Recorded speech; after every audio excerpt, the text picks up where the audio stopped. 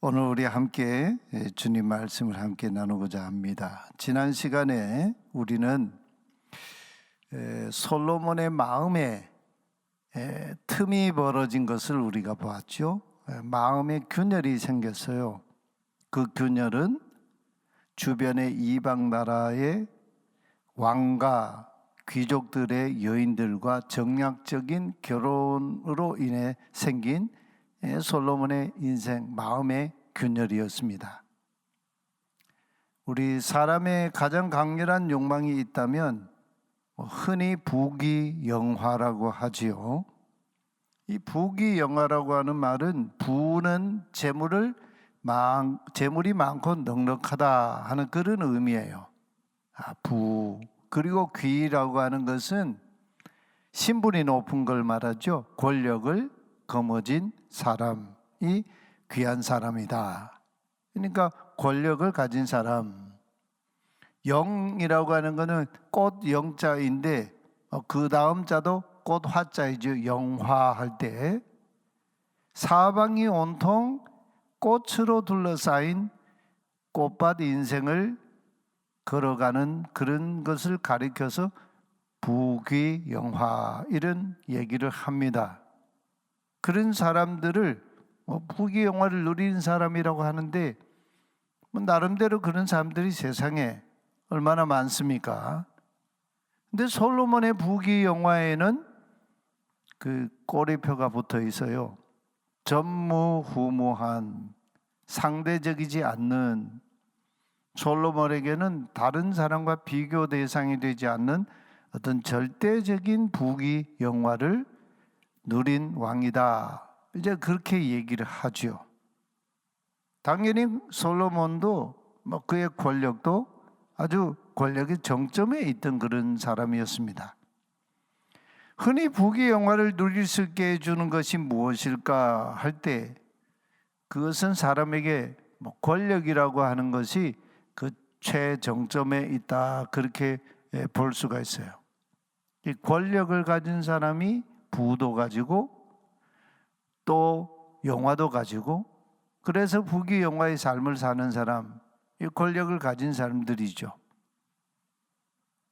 근데 권력을 잡고 보면 사람이 뇌가 바뀐다 이런 얘기를 많이 합니다. 심리학에서도 그러고 실제 사회학적으로 보면은 그 현상이 보편적으로 드러나는 그런 현상이에요. 우리 시대 진보 농객 중에 한 분인 강준만 교수님, 이분은 이제 은퇴는 하셨는데 과거 문재인 정부 때에 문재인 정부 시대를 신랄하게 비판했던 분 중에 한 분이죠.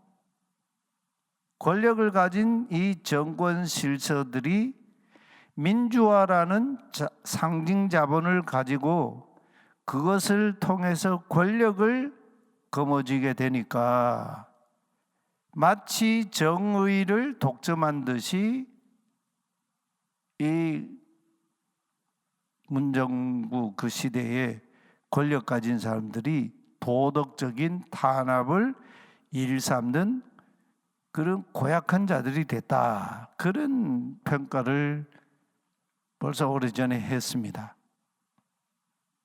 그는 오늘 우리 시대를 책임 윤리는 없고 우리 사회가 책임을 잘 안 져요. 자신이 윤리와 정의의 기준이 되어서 마구 휘두르는 신념 윤리만 판을 치고 있다고 우리 이 시대를 평가를 했습니다.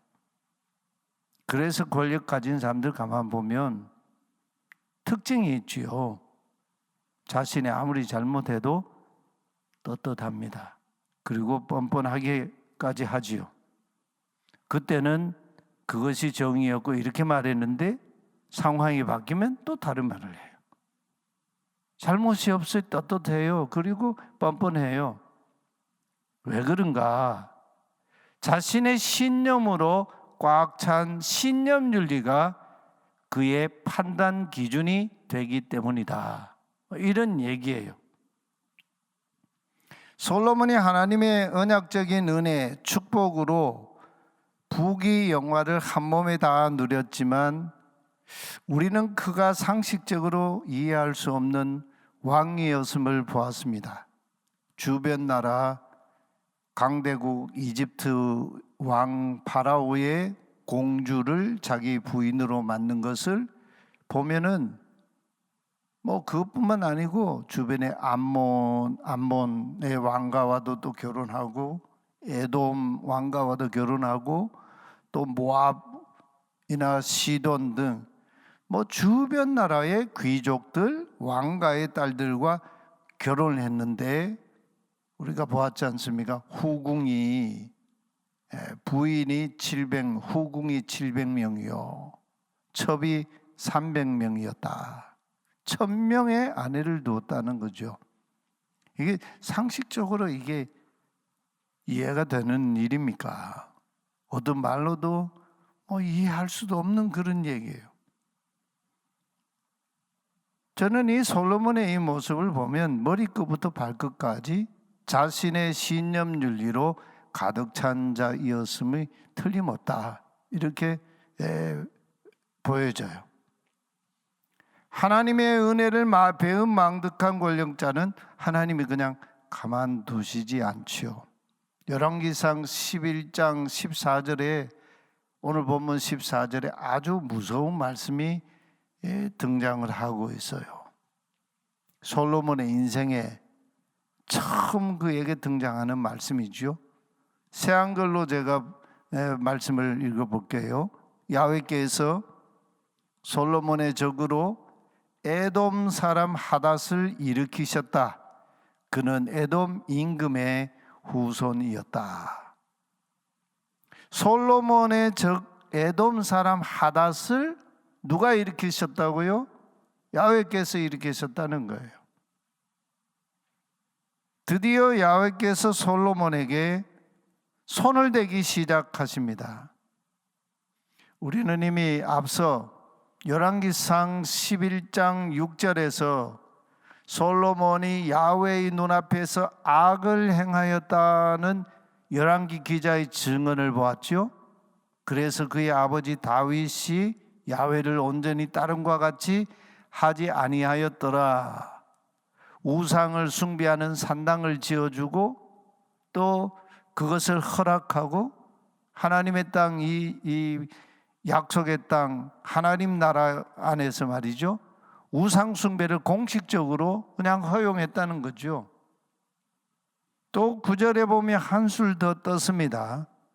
아예 능동적으로 솔로몬 자신의 마음을 돌렸다 그럽니다.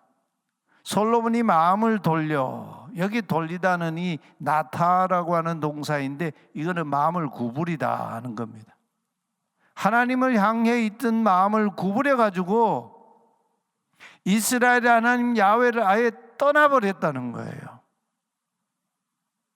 그래서 야훼께서 솔로몬에게 진노하셨다. 아주 명확하게 솔로몬의 이 상황을 이 열왕기 기자가 증언해 주고 있어요. 솔로몬의 마음이, 하나님을 향해 있던 마음이 구부러져 가지고 결국 이스라엘의 하나님 야훼를 떠나버렸고, 그래서 야훼께서 솔로몬에게 진노하셨다. 이제는 솔로몬에게 진노하시는 것만 아니고, 여러분 화가 나면은, 화를 내면은 분위기가 좀 이렇게 험악해지긴 하지만 거기서 그냥 멈출 수도 있지 않습니까? 그런데 하나님 거기서 멈추지 않으시고요, 솔로몬에게 대적을 일으키셨다 합니다. 대적을 일으키셨다. 그의 대적이 에돔 왕, 에돔 사람인 하닷이었다는 거예요. 이 하닷이 에돔의 왕이 되죠. 에돔의 왕의 에돔 족속의 왕이었습니다. 또 이 하닷은요, 이집트 왕 파라오의 사위였습니다. 당시 국제적으로 국가 간의 정치적인 관계가 얽히고 설켜가지고 혈족 관계, 결혼 이 정략 결혼이라고 하죠.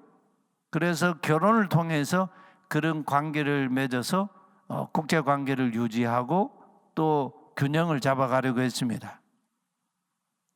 이집트 왕 파라오의 사위가 된 하닷이 솔로몬을 대적했다고 합니다. 그러니 자연적으로 이집트의 왕 파라오도 솔로몬에 대하여 그의 사위 하닷과 같이 적대적인 관계로 설 수밖에 없었지 않겠습니까? 우리는 이 솔로몬의 실체를 좀 더 들여다볼 필요가 있어요. 솔로몬이 초기에 열왕기상 5장 즈음입니다. 6장, 7장, 8장, 9장, 10장까지는 솔로몬이 전성기를 보여주고 있어요. 승승장구하지요. 5장은 솔로몬이 왕위에 즉위한 지 이제 전성기에 돌입하기 이전에 솔로몬의 마음을 우리에게 보여주고 있는데, 열왕기상 5장 4절에 솔로몬이 이때 하나님의 집, 우리 성경에는 성전이라고 번역하는데 하나님의 이름을 두는 집이지요. 집을 지을 준비를 하고 있던 시절이었습니다. 이때는 솔로몬의 마음이 하나님 중심이었어요. 그때 솔로몬의 정신은 온전했습니다. 마음이 틈이 벌어지지 않았어요. 마음이 나뉘어지지 않았습니다. 하나님을 향한 마음이 온전했습니다. 사리 분별이 아주 정확했습니다. 열왕기상 5장 4절에 이런 고백을 하지요. 솔로몬이 두로 그 해변 도시 국가이지 않습니까? 거기에 이제 백향목이라든지 이런 이 제목들이 아주 많이 나는 그런 집산지이지 않습니까? 두로 왕 히람에게 내 아버지는 야훼 하나님의 이름을 둘 집을 지으려고 하셨지만 전쟁으로 짓지 못했습니다. 그러나 마침 야훼께서 그들을 아버지의 발바닥 아래 놓으셨지요. 4절에 보면 이제는 나의 하나님 야훼께서 솔로몬 자신을 사방 어디로부터든 전쟁이 없게 편히 쉬게 해 주셨습니다. 맞수도 없고 나쁜 일도 일어나지 않습니다. 그러면서 5절에 그래서 나는 이제 나의 하나님 야훼의 이름을 둘 집을 지으려고 합니다. 야훼께서 선친에게 말씀하신 그대로 말이죠. 내가 너를 이어 너의 자리에 앉게 할 너의 아들 바로 그가 나의 이름을 둘 집을 지을 것이라는 말씀 그대로 말이죠. 솔로몬이 그의 마음에 하나님의 언약을 두었을 때 야훼 하나님께서 그에게 사방 어디로부터든 전쟁이 없게 하셨다 합니다. 편히 쉬게 해주셨다. 이걸 이제 구약에서는 샬롬이라고 하죠. 샬롬. 하나님이 평강을 주셨다, 평화를 주셨다는 거죠. 그러던 솔로몬이 마음을 돌려서 하나님이 향하던 그 마음을 구부려 가지고 하나님을 떠났습니다. 그의 후궁과 첩으로 온 이방 여인들이 각자 그들이 자기 나라 자기 땅에서 섬기던 신을 가지고 와서 그 신을 하나님의 약속의 땅에서 섬긴 거지요. 이것은 신명기의 관점에서 보면 저주받을 일이죠. 약속의 땅에서는 하나님의 언약 토라 말씀을 굳게 지키고 그 말씀에 순종할 때 무엇을 하든지 다 복이 되는 땅이에요. 근데 하나님을 섬기지 않고 약속의 땅에서 우상을 섬기든지 다른 신을 섬기면 무엇을 하든지 그게 저주가 되는 땅이 약속의 땅 아닙니까? 예루살렘에 시돈의 여신 아스타롯을 섬기는 신전을 세우고 모압의 신인 그모스를 섬기는 신전을 세우고 암몬 자손의 신 몰록을 위해서 제단을 쌓고 예배하는 것을 허락하고 하나님의 땅에서 하나님 나라에서 하나님이 아닌 다른 신을 섬기는 것을 공식적으로 허용했다는 거죠. 선교적인 삶을 살지 못했습니다. 그때 하나님께서 그동안 묶어놓으셨던 주변 나라들과의 이 전쟁 상황을, 갈등을 하나님이 그냥 풀어놓아 버리신 거죠. 그래서 전도서 7장 13절 14절에 솔로몬이 늙음하게 가서 자신이 인생을 돌아보면서 자신의 통치 그 과정을 돌아보면서 깨닫고 우리에게 남긴 훈계가 있죠. 하나님께서 행하시는 일을 보라 하면서요, 하나님께서 구부리신 것을 누가 곱게 펼 수가 있겠느냐. 형통한 날에는 기뻐하고 공고한 날에는 되돌아보아라, 생각해라는 거죠. 이 두 가지 일을 하나님이 병행하게 하사 사람이 그의 장래 일을 능히 헤아려 알지 못하게 하셨느니라. 하나님이 형통한 날과 공고한 날을 우리 인생 가운데, 역사 가운데 이걸 병행하신다는 거죠. 그래서 사람이 자신의 의지, 의중 뜻대로 장래 일을 세워가거나 계획하여 그것을 도모하지 못하도록 하신다는 거죠.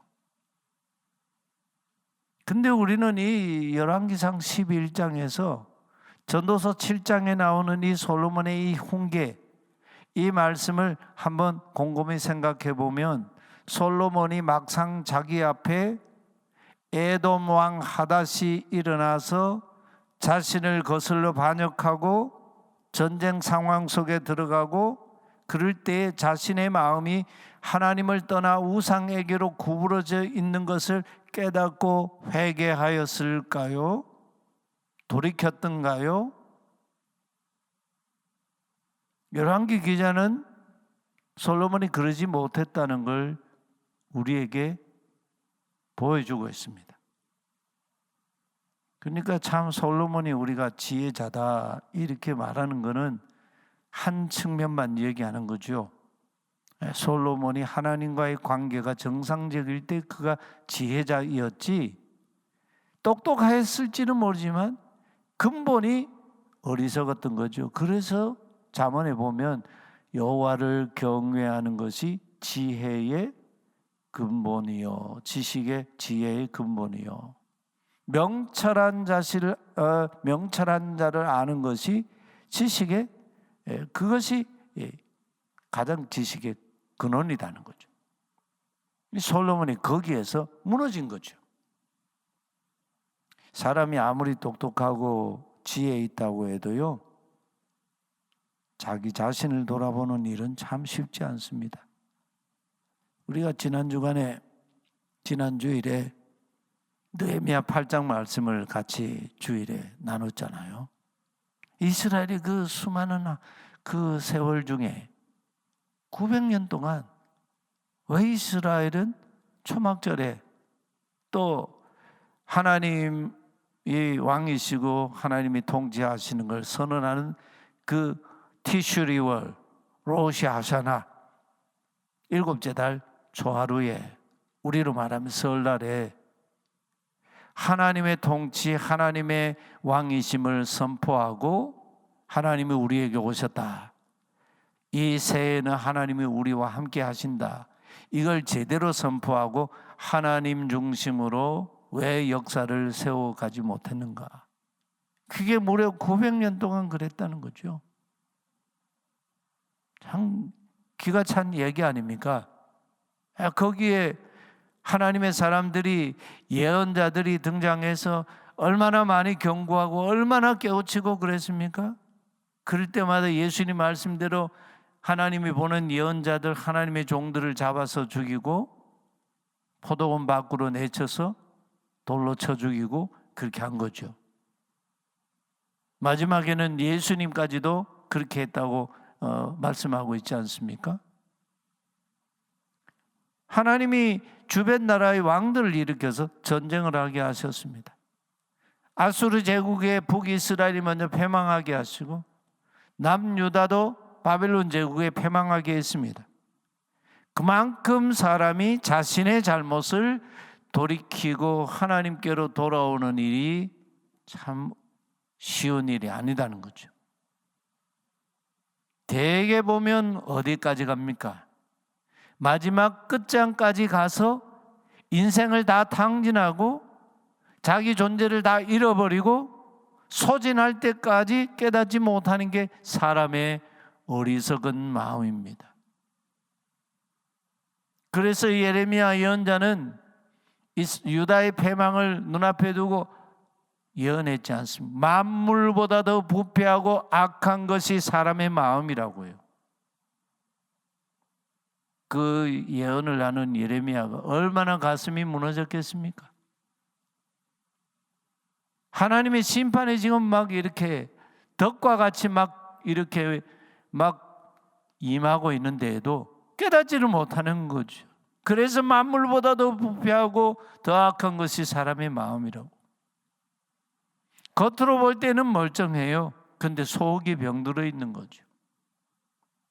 에돔 왕 하닷은 다윗 왕 때 요압 장군이 이끄는 군대에 에돔 사람들이 죽어갈 때에 도망해서 바란으로 갔다가 거기서 다시 애굽으로 쭉 내려가서 이집트 왕 바라오의 그 왕후의 동생 딸과 결혼하여 이집트 왕가의 사돈이 되고 사위가 된 인물이에요. 그러다 다윗이 죽고 요압 장군이 죽고 솔로몬이 그 뒤를 이어 왕이 되었다는 소식을 듣고 귀국하지요. 여차하면 내가 그 옛날에 다윗 왕 때에 당했던 그 원수를 갚으리라 하고 귀국해서 왕위에 오른 자가 하닷이에요.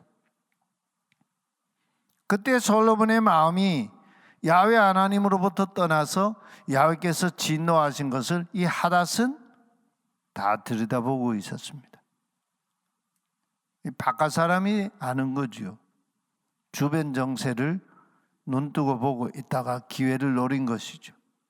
하나님께서 솔로몬의 그 평화의 이 울타리를 그냥 걷어버리시니까 곧바로 공격해 오는 상황이 벌어집니다. 또 아람의 저 시리아 다메섹의 엘리아다의 아들 르손을 일으켜 솔로몬의 대적이 되게 하셨다 합니다. 르손도 다윗 왕 때에 소바 사람 아람 족속의 수도인 다메섹의 사람을 죽일 때에 르손이 자기들을 그 사람들을 자기 손에 모아가지고 그 무리의 괴수가 되었던 사람인데 나중에 다메섹으로 가서 거기 살면서 왕이 시리아의 왕이 된 인물이죠. 열왕기 기자는 25절에서 아주 뼈아픈 말씀을 증언하고 있습니다. 우리 25절 한번 같이 한번 읽어보실까요? 르손은 솔로몬이 살아있는 내내 이스라엘의 적이었다. 에돔 왕 하닷의 괴롭힘에 더해 이 시리아 다메섹의 르손도 이스라엘을 끔찍이 싫어했다. 그는 시리아의 임금이 되었다 합니다. 그 솔로몬이 이 군비 확장했던 수많은 그 말들 병거들이 아무 의미가 없게 된 것이죠.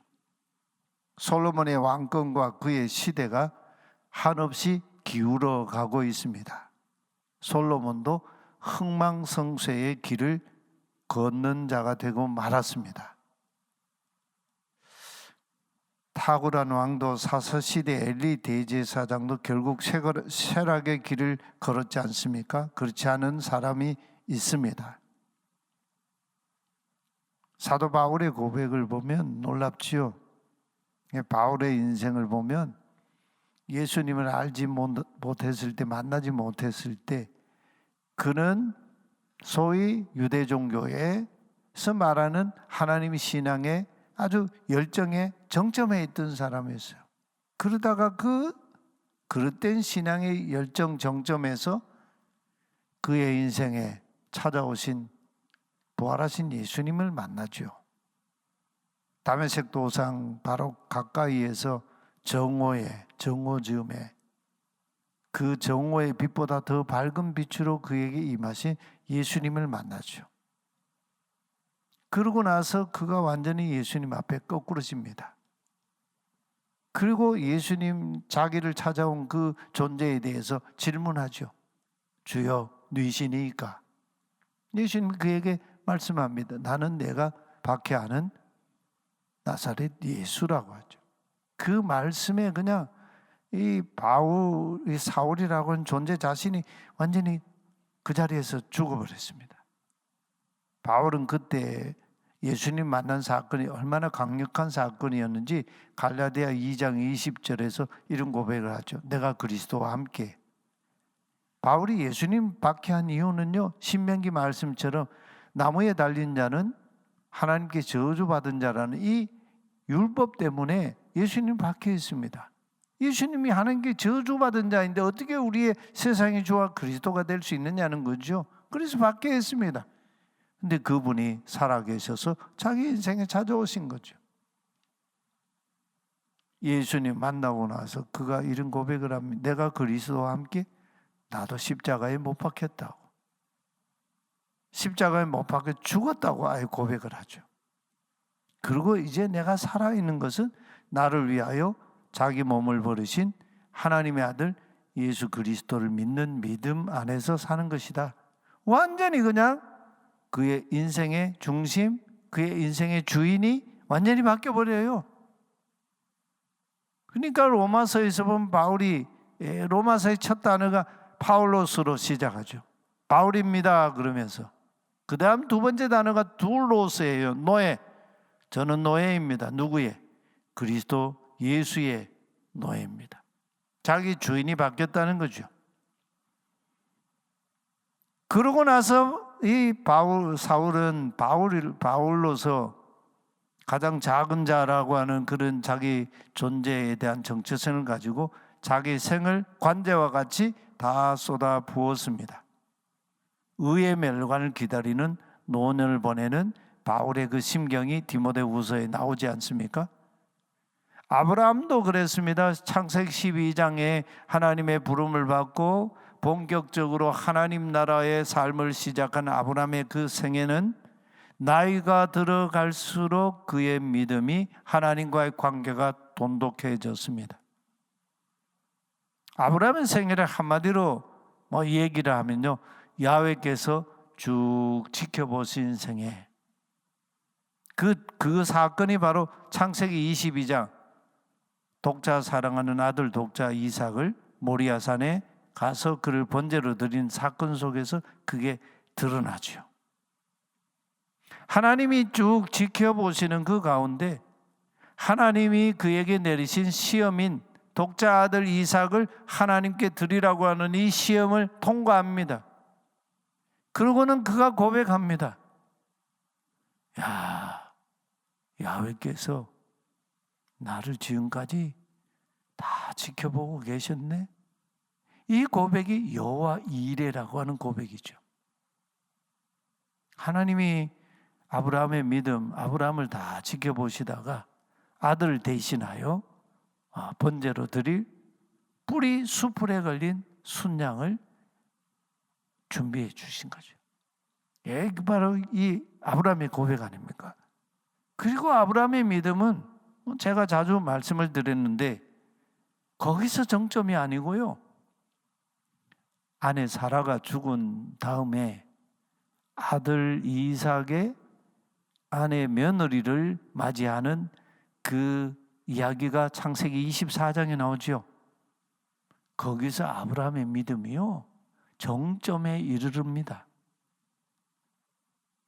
자기 아들 이삭이 자신을 통해서 주신 그 언약을 계승하는 계승자로 세우기 위해서 그 며느리를 맞이하는데 이방인의 딸 중에서 맞이하지 않고 하나님 경외하는 자기 고향에 있는 가족 중에서 며느리를 데려오죠. 리브가를 데리고 옵니다.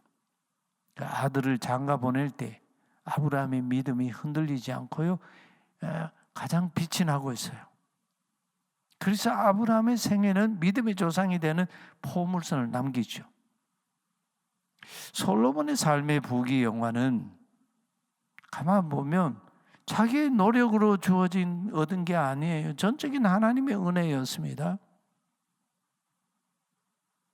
그런 측면에서 우리도 예외가 아니죠. 바울도 그랬지 않습니까? 나의 나 된 것은 하나님의 은혜라고. 내게 주신 하나님의 은혜가 헛되지 아니하였다고 고백하지 않습니까? 그런 그가 자신에게 주신 은혜를 주신 하나님을 떠났습니다. 하나님 잊어버렸습니다. 어쩌다 잊어버린 게 아니에요. 배반이었다는 거죠. 배반. 부귀영화와 권력에 취한 인생이어서 하나님을 버리고 우상을 섬겼습니다. 우상의 산당을 지었습니다. 그 솔로몬의 생애가 늙음하게 자기 생을 돌아보면서 그가 5마디로 요약을 하죠. 허무했습니다. 허망했습니다. 우리 성경 헛되고 이렇게 번역하잖아요. 아주 허무했습니다. 허망했습니다. 아주 허무했습니다. 마지막으로 한 번 더 얘기했죠. 모든 것이 허무했습니다. 이 솔로몬이 자기 인생을 돌아보며 고백하는 그 고백이었습니다. 그러면서 그는 늙음하게 겨우 야훼께로 돌이키는 아주 아쉬운 인생의 포물선을 남기고 말았습니다. 솔로몬의 생애는 그냥 어쩌다가 그런 생애를 산 게 아니죠. 솔로몬은 언약적인 배신자였습니다. 한 가지 차이점이 있다면 마지막에 돌이켰다는 거죠. 하나님은 그를 영원히 버리지 않으시기 위해서 그가 거룩할 때, 하나님을 떠났을 때 그의 대적자를 일으키셨습니다. 에돔 왕 하닷을 일으키시고 시리아 다베섹 왕 르손을 일으키셔서 그의 평생에 그를 찌르는 가시가 되게 하셨다. 우리 각자의 인생에도 인생을 찌르는 가시가 있을 수 있습니다. 그 가시는 보면요, 완전히 없어지지 않고 잠재되어 있어요. 그러다가 기회가 있으면 나를 찌르죠. 우리의 병도 그렇습니다. 피부 질환도 그렇죠. 몸이 건강할 때는 그게 그렇지 않다가 면역력이 약해지면 여지없이 그 상황, 그 자리에 똑같은 질환이 또 일어납니다. 그 가시를 다스리는 법이 어디 있을까? 하나님께서 주신 언약에 신실하게 응답하며 하나님의 얼굴 앞에서 살아가는 일이라는 거죠. 솔로몬이 하나님의 낯을 피하여 하나님을 향하던 그의 마음을 구부려서 우상에게로 돌릴 때에 하나님께서 그에게 가시를 드셨습니다. 주변의 대적자들을 일으키셨습니다. 오늘 이것은 우리 인생에게도 동일하게 적용되는 하나님의 방식입니다. 솔로몬을 통해서 주신 지혜이죠. 하나님께서 우리에게 형통한 날도 주시고 공고한 날도 주시는데 이 두 가지 일을 병행하게 하셔서 사람이 능히 자기 장래 일을 헤아려 알지 못하게 하셨느니라. 이 말씀의 요지는 뭘까요? 하나님을 항상 경외하고 하나님 우리하고 사는 자가 되라. 그러면 형통하게 하신다는 역설의 말씀 아닙니까? 오늘 설 우리 수요 기도회 우리에게 주신 하나님의 말씀입니다.